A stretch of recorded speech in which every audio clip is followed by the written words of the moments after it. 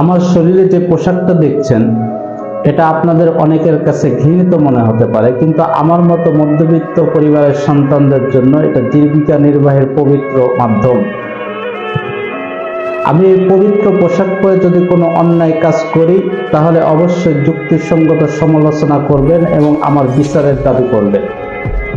তবে রাস্তায় একা পেলে আমাকে মেরে ঝুলিয়ে রাখবেন না, কারণ এরকম করলে আপনি আপনার স্ত্রী সন্তানদের কাছে, আমার স্ত্রী সন্তানদের চোখে ছোট হয়ে যাবেন, ইভেন আপনার বিবেকের কাছেও আপনি ছোট হয়ে যাবেন।